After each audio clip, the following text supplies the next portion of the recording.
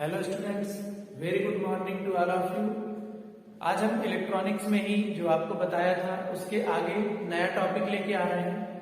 ये आपके जो भी सिलेबस है इलेक्ट्रॉनिक्स का, चाहे वो डिप्लोमा का हो, बीटेक का हो, एमटेक हो, कोई भी कोर्स आप कर रहे हो, तो ये टॉपिक आपके हर कोर्स में इंक्लूड रहता है।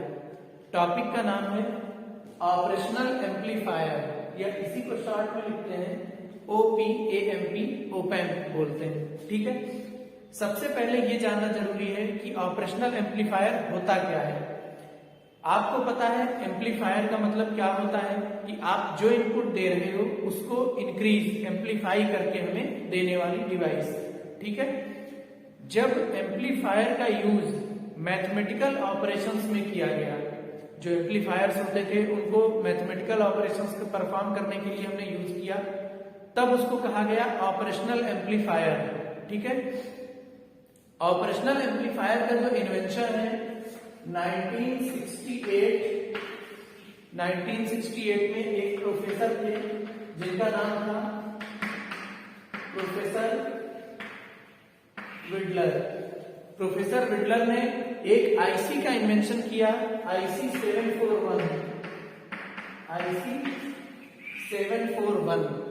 ये 741 आईसी जो थी ये मैथमेटिकल ऑपरेशंस परफॉर्म करने के लिए एलिजिबल थी, इसीलिए ये जो आईसी है इसको बोला गया ऑपरेशनल एम्पलीफायर आईसी या ओपैम्प आईसी। कहने का मतलब है, आईसी का मतलब होता है इंटीग्रेटेड सर्किट्स। आपको पता है कि कोई भी अगर हम आईसी लेते हैं, या नहीं पता है तो जान लीजिए, कोई भी आईसी होती है, हर एक आईसी का एक पर्टिकुलर नंबर होता है और उसका नाम होता है। हम उसके नंबर से ये पहचान सकते हैं कि ये आईसी किस पर्पस के लिए यूज हो रही है। जैसे 741 जो आपने यहाँ पे देखा, IC 741, ये आईसी ऑपरेशनल एम्पलीफायर की आईसी है। ऐसे ही 8085 का नाम अगर हम लेते हैं तो वो माइक्रो प्रोसेसर की आईसी होती है। ठीक इसी तरीके से अलग अलग आईसी वर्क के लिए यूज की जाती है। आईसी के बारे में आपको नेक्स्ट हम डिटेल में बताएंगे। तो आज हम लोग आगे देखते हैं। अब यहाँ पे देखिए, जो ऑपरेशनल एम्पलीफायर होता है ये कई प्रकार के ऑपरेशंस को परफॉर्म करता है, मैथमेटिकल ऑपरेशंस को परफॉर्म करता है। जैसे अगर हम बात करें कि इन्वर्टिंग एम्पलीफायर, ठीक है, ये पहला इसका जो टाइप होता है इन्वर्टिंग एम्पलीफायर। दूसरा होता है आपका non inverting amplifier, non inverting amplifier. इसी तरीके से आगे समर या एडर बोलते हैं, जोड़ने के लिए, सब्ट्रैक्ट करने के लिए भी यूज होता है। उसके बाद आपका इंटीग्रेशन हुआ, डिफरेंशिएशन हुआ, जो भी मैथमेटिकल ऑपरेशंस हैं सबके लिए इसका हम यूज करते हैं। तो हम बारी बारी से देखेंगे कि कौन सा एम्पलीफायर किस लिए और किस तरीके से यूज किया जाता है। ठीक है, यहाँ पे देखिए, यहाँ पे लिखा है हमने इन्वर्टिंग एम्पलीफायर और नॉन इन्वर्टिंग एम्पलीफायर। सबसे मेन डिफरेंस इसमें देखिए, इन्वर्टिंग का मतलब होता है नेगेटिव टर्मिनल, नेगेटिव या माइनस। ठीक है, नॉन इन्वर्टिंग का मतलब होता है पॉजिटिव या प्लस। ठीक है, इन्वर्टिंग एम्पलीफायर तब बोलते हैं जब हम एम्पलीफायर के नेगेटिव टर्मिनल पर इनपुट देते हैं। ये नेगेटिव टर्मिनल पे जब इनपुट दिया तो ये कहलाया इन्वर्टिंग एम्पलीफायर। ठीक है, ये जो डायग्राम बना है ये आपका IC 741 का जो सर्किट डायग्राम है वो बनाया है हमने। 741 यहाँ लिखा है, ये 741 क्या है, ऑपरेशनल एम्पलीफायर की आईसी है। ठीक है, इसी का सर्किट डायग्राम हमने बनाया है इन्वर्टिंग एम्पलीफायर के लिए। इन्वर्टिंग बनाया है, इसका मतलब निगेटिव पे सप्लाई दी है और पॉजिटिव टर्मिनल जो है वो ग्राउंडेड है। ठीक, अब ये पहला कॉन्फ़िगरेशन है आपका ऑपरेशनल एम्पलीफायर का। ठीक है, इसमें मेन डिफरेंस जो आपको समझना रहता है सबसे पहला कि इन्वर्टिंग क्या है और नॉन इन्वर्टिंग। नॉन इन्वर्टिंग अगर हमें बनाना होता तो हम पॉजिटिव पे सप्लाई देते, इन्वर्टिंग बनाना है इसलिए निगेटिव पे सप्लाई देते।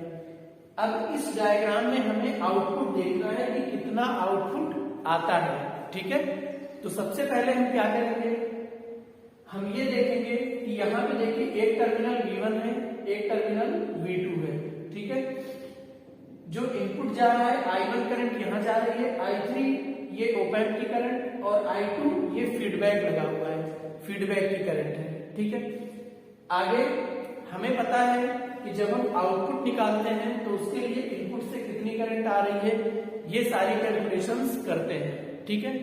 तो ये डायग्राम पहले ध्यान से देख लीजिए इन्वर्टिंग एम्पलीफायर का, उसके बाद हम इसको डिराइव करते हैं, डेरिवेशन इसका देखते हैं।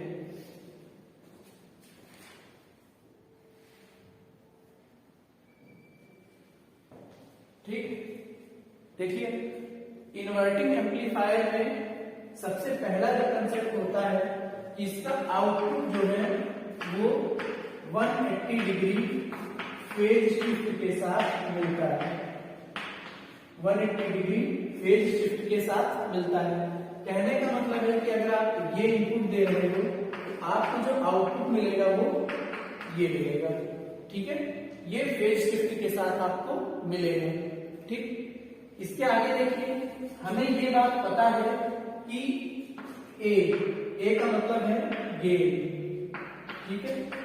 गेन इक्वल टू क्या होता है, आउटपुट अपॉन इनपुट, ठीक है। गेन का मतलब जो होता है कि आउटपुट और इनपुट का जब हम रेशियो लेते हैं तो क्या आया वही गेन कहलाता है। यहां पे अगर हम इन्वर्टिंग एम्पलीफायर के लिए बात करें तो यहां हम लिख सकते हैं A equal to V output upon V input, यानी इनपुट क्या जा रहा है, आप देख रहे हैं यहाँ VD लिखा है, इनपुट हमेशा डिफरेंस जाता है, ठीक है।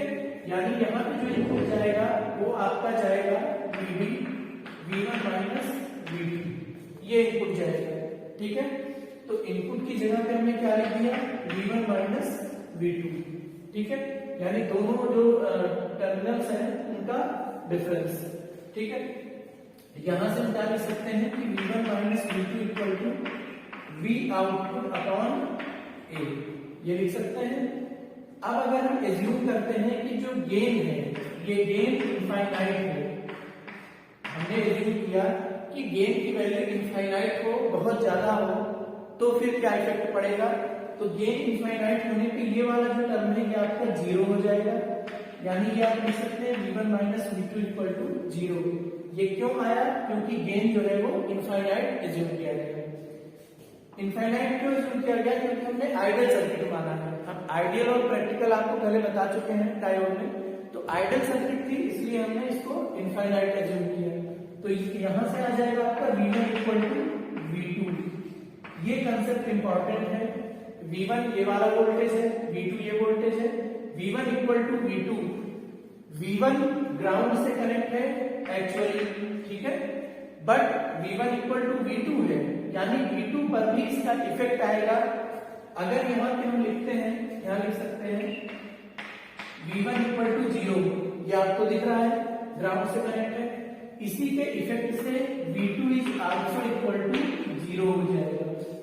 V1 जीरो है, उसी के इफेक्ट से V2 जीरो, ये कंसेप्ट कहलाता है आपका वर्चुअल ग्राउंड, ये कंसेप्ट है आपका वर्चुअल ग्राउंड कंसेप्ट, यानी एक्चुअली नहीं कनेक्टेड है लेकिन इसके इफेक्ट से ये जीरो हो गया, ठीक। इतना क्लियर है, इसको कॉपी कर लीजिए, उसके बाद हम नेक्स्ट स्टेप पे बढ़ते हैं।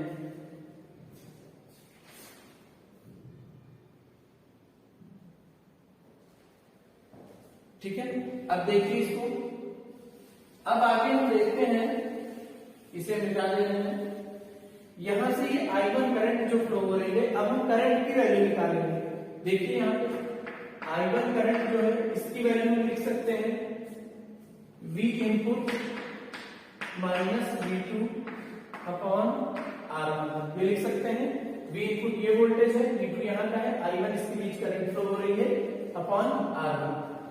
आपको पता है कि ये V2 यहाँ पे V1 जीरो था तो V2 भी जीरो है, ये वैल्यू हम यहाँ पुट कर देंगे तो I1 का जो एक्सप्रेशन है वो आ जाएगा V इनपुट अपॉन R1, यहाँ लिख सकते हैं since V2 equal to zero. ठीक है, इतना क्लियर है सबको।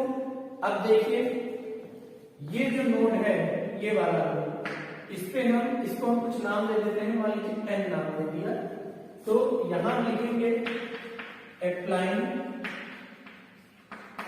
KCL Kirchhoff current law at node n, ये लिख सकते हैं। केसीएल किरचॉफ करंट लॉ क्या कहता है कि sum of incoming current equal to sum of outgoing current. तो यहां पे लिख सकते हैं I1 equal to I3 plus I2, क्योंकि I1 इनकमिंग करंट है नोड पे और I3 और I2 आउटगोइंग करंट है। ठीक है, एक कंसेप्ट और याद रखिए कि ऑपरेशनल एम्पलीफायर में कोई भी करंट अंदर नहीं जाती है इसके। ठीक है, तो I3 की वैल्यू 0 रहेगी, यानी यहां से हम लिख सकते हैं I1 इक्वल टू I2, क्यों? क्योंकि I3 इक्वल टू है 0, no current enters inside the operational amplifier. ठीक है, इस कंसेप्ट से अब इसको मिटा दे रहे हैं नीचे वाला। इस कंसेप्ट से हम क्या लिख सकते हैं, देखिए I1 की वैल्यू ऊपर हमने निकाली थी V इनपुट अपॉन R1, लेकिन I1 I2 इक्वल है, तो यहां हम लिख सकते हैं I1 equal to I2 that is equal to V input upon R1। ठीक है, ये नेक्स्ट स्टेप है, इसको नोट कर लीजिए। इसके बाद हम फाइनल स्टेप पे बढ़ते हैं।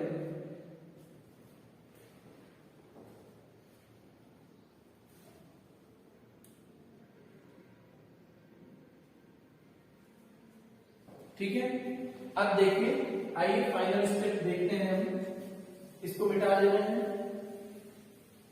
ठीक, फाइनल स्टेप का मतलब है कि जो आउटपुट है उसके लिए क्या हम एक्सप्रेशन क्या लिख सकते हैं। तो हम यहाँ पे लिख सकते हैं, देखिए V2 वोल्टेज है और ये आउटपुट है, यहाँ पे फीडबैक लगा है। हम लिख सकते हैं V2 minus V output equal to I2 RF, ये लिख सकते हैं क्योंकि हमें आउटपुट की वैल्यू निकालनी है। तो इसके लिए इक्वेशन हमने बनाई है किरचॉफ वोल्टेज लॉ केवीएल लगा करके। ठीक, V2 minus V output equal to I2 RF। यहां से हम लिख सकते हैं V आउटपुट जो हमारा आ रहा है इसके लिए हमें निकालना है और इनकी वैल्यूज हमें पुट करनी है। तो इनकी वैल्यूज क्या पुट करेंगे, देखिए यहाँ पे V2 0 था, क्योंकि V1 0 था इसलिए V2 की value 0 minus V output equal to I1 और I2 क्या था, V input upon R1, V input upon R1, ये I2 की वैल्यू यहाँ पुट कर देंगे इनटू RF। ठीक है, इसको हम हटा दे रहे हैं। ठीक है, इसको देखिए आप, ये आ गया। यहां से हम V आउटपुट को क्या लिख सकते हैं, माइनस साइन इधर देंगे, V input upon R1 RF, ये लिख सकते हैं। ठीक है, हमें पता है आउटपुट अपॉन इनपुट, ये जो रेशियो है ये गेन कहलाता है। शुरू में हमने लिखा था आउटपुट अपॉन इनपुट जो रेशियो है वो गेन कहलाता है। तो gain equal to output upon input, और ये क्या आ जाएगा, माइनस RF अपॉन R1। ठीक, यही फाइनल रिजल्ट था जो हमें यहाँ पे निकालना था। अब आप देखिए चीज, ये इन्वर्टिंग एम्पलीफायर है। इन्वर्टिंग का मतलब माइनस टर्मिनल पे इनपुट दिया गया है, तो इसका जो गेन आता है वो आता है minus RF upon R1। RF ये वाला रेजिस्टेंस है, R1 ये रेजिस्टेंस है, फीडबैक RF है, इनपुट R1 है। तो RF और R1 का जो निगेटिव रेशियो है वो आता है गेन ऑफ इन्वर्टिंग एम्पलीफायर। ठीक है, ये डेरिवेशन बहुत इंपॉर्टेंट है और कई बार एग्जाम्स में पूछा गया है। इसके जो स्टेप्स हैं उनको एक बार रिवाइज कर लीजिए। पहला स्टेप जो हम यूज करते हैं उसमें हम ये रिलेशन निकालते हैं वर्चुअल ग्राउंड की, कि V1 0 है तो V2 भी इसके इफेक्ट से 0 होगा। ठीक, दूसरे स्टेप में हम I1 की वैल्यू निकालते हैं। ठीक है, तीसरे स्टेप में यहाँ पे KCL लगाते हैं और करंट की वैल्यू निकालते हैं। चौथे स्टेप में फाइनल आउटपुट के लिए इक्वेशन लिखते हैं। ठीक, यानी 4 स्टेप में आपका ये डेरिवेशन कंप्लीट होगा। ये चारों स्टेप 1 बाय 1 आपने यहाँ पे देखे और जो रिजल्ट लास्ट आ रहा है वो माइनस RF अपॉन R1। ठीक, तो ऑपरेशनल एम्पलीफायर में जो आपका पहला डेरिवेशन था इन्वर्टिंग एम्पलीफायर के लिए वो आज कंप्लीट हो गया है। नेक्स्ट जो भी टॉपिक है जैसे नॉन इन्वर्टिंग है, इंटीग्रेटर, डिफरेंशिएटर, 1 बाय 1 हम लोग देखेंगे। इसकी प्रैक्टिस कीजिएगा और नेक्स्ट जो लेक्चर होगा उसमें आपको हम इसके आगे बताएंगे। ठीक है, तो आज इतना ही, इसको पढ़िएगा और लाइक शेयर सब्सक्राइब बिल्कुल मत भूलिएगा। नेक्स्ट वीडियो में मिलते हैं। Thank you.